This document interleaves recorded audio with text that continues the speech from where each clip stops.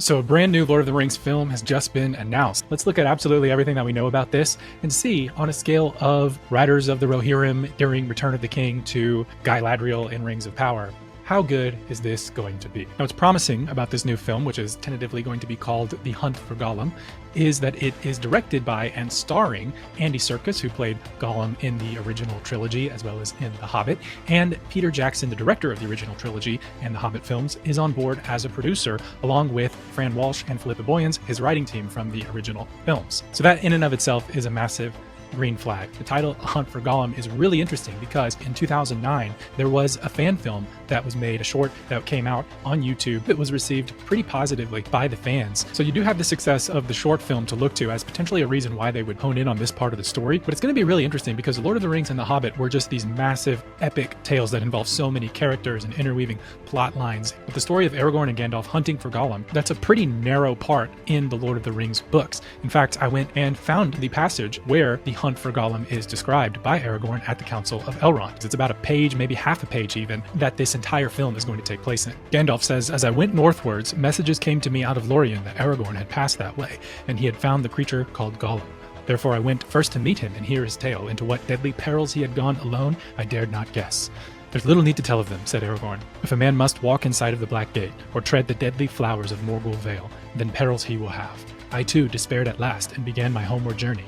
And then, by fortune, I came suddenly on what I sought, the marks of soft feet beside a muddy pool.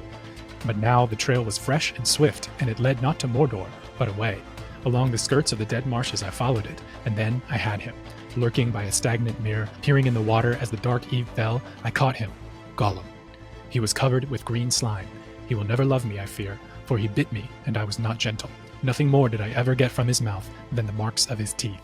I deemed it the worst part in all my journey, the road back, watching him day and night, making him walk before me with a halter on his neck, gagged, until he was tamed by lack of drink and food, driving him ever towards Mirkwood. I brought him there at last and gave him to the elves, for we had agreed that this should be done. And I was glad to be rid of his company, for he stank. For my part, I hoped never to look upon him again, but Gandalf came and endured long speech with him." So there you go. There is the Hunt for Gollum in Aragorn's own words in the Fellowship of the Ring book. Sounds like Aragorn saw some footprints near the dead marshes, going away from Mordor, tracked Gollum down, found him covered in slime, captured him, starved him, and forced him to go to Mirkwood, and then he handed him off to the elves, and that was pretty much it. And then, of course, Gandalf has words with him and tries to get information out of him. So it's interesting because the challenge for Jackson in the original films was, how do we take this massive story with these massive chapters and fit them down into 3 films when so much is going on? There's so much detail. If you've read the books, you know what I'm talking about. All the songs and descriptive language about landscapes and the conversations between people that are very poetic and all these different things. Famously, Tom Bombadil got cut in that whole part of the journey. And here we have one paragraph on a page that is going to be adapted into an entire film. So it's really flipping the script, if you will, and leaving a lot more room for creative freedom, which is why I'm a little bit worried, because in the original trilogy you had to leave things on the chopping block in order to fit them into 3 watchable films, and Jackson arguably did a pretty good job at that. But he's been criticized for The Hobbit, where he had a smaller book but then ended up inserting things like Azog the Defiler and making things up like the Toriel warrior princess played by Evangeline Lilly, adding Radagast the Brown into that storyline of the Hobbit films to where they felt almost bloated, drawn out. It was too much, and I think most fans agreed on that. So that's why it's a little concerning that this entire film is going to be adapted from that one paragraph essentially that I just read you. Obviously there's like a few other threads you could pull from, and the entire story, you can put together interesting things in there, but that's the entire point. It's at the discretion of Peter Jackson, Fran Walsh, Andy Serkis to really figure out what they want to do with this story. And the question is, do you trust them? And honestly, I personally lean toward yes. So what's really more important to me than how much CGI you use or what parts of the lore are you threading together to create the story is really just, in general, are you being faithful to Tolkien? Are you being faithful to the essence of what he intended the Lord of the Rings world to be? And in that sense, I do trust Peter Jackson because he famously said this. Did you have some kind of mechanism, in a sense, so that you could make sure that you were true to Tolkien? Well, we didn't want to put any of our own, certainly in terms of the thematic material, we didn't want to put any of our own baggage. I mean, we had no interest in putting our messages into this movie, but we thought that we should honor Tolkien by putting his messages into it.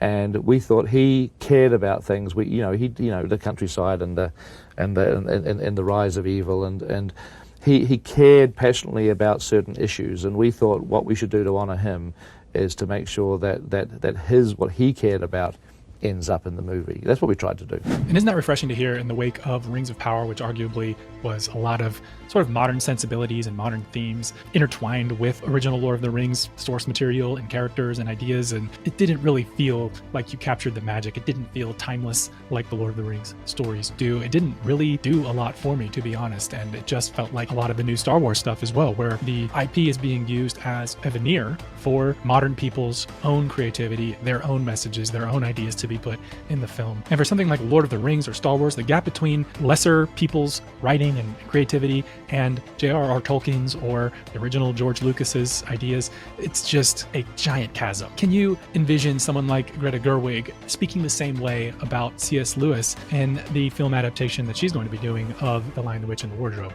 I'm just not sure that she's going to handle Chronicles of Narnia with the same reverence for the original author's intent that someone like Peter Jackson did with the Lord of the Rings films. Now let's move on to talk about the cast, and it's pretty short conversation because we only know one person who's cast in this film so far, and that is Andy Serkis as Gollum. But that kind of tells us a lot, at least in theory, right? Because if you're casting the person who played Gollum in the Hobbit films and in the Lord of the Rings original trilogy, then shouldn't you cast some of the same characters like Viggo Mortensen as Aragorn and Ian McKellen as Gandalf in this new adaptation if it's happening within the same universe? The only thing is, it has been over 20 years since the last Lord of the Rings film came out, and Viggo Mortensen is now 65 years old, meaning he'd be 66 or 67 before filming would even start. Ian McKellen, who played Gandalf, is now 84. So I don't think it's realistic that you'd be able to recast those guys as Aragorn and Gandalf respectively.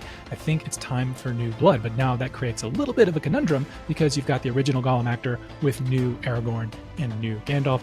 Would that feel weird? Probably. So honestly, I think there's a chance they could go either way on this. In the books, technically, Aragorn is 87 in the time of the Two Towers because he's a Dunedain. So maybe you could somehow spin it and try to de-age him with CGI like they did Harrison Ford in that new Indiana Jones movie. And then Ian McKellen, if he still wants to do it, I mean, who's going to stop him? Maybe same for him. I guess it remains to be seen. Let me know what you guys would prefer in the comments. And just to kind of summarize, here were my thoughts when I first heard the news about this. I tweeted this out. The OGs of LOTR filmmaking will now be tested by the standard that they themselves set, timeless or modern, Tolkien's messages or theirs. Can a faithful adaptation still be made in today's Hollywood? I'm skeptical, but hopeful. And that's pretty much how I feel. I wonder how you guys are feeling. Do you feel skeptical that they'll be able to make this? Or do you think, no, this is a lock, Peter Jackson's going to do it. Modern Hollywood doesn't have the ability to sway him. He's going to learn from his mistakes with The Hobbit. He's going to make this an awesome story. I think the best that we can hope for is kind of like a Rogue One situation, which was a sort of a parenthetical Star Wars film that told a very narrow piece of the much broader story, but they did it in a really great way that was universally acclaimed and well loved. And I hope that that's what we get here, and that they're able to carry that through to any other adaptations that are made, and hopefully reset the standard of what a remake or what bringing original awesome source material to life can look like in modern times. So we'll keep an eye on this. Let me know what you guys think, and we'll see you next time.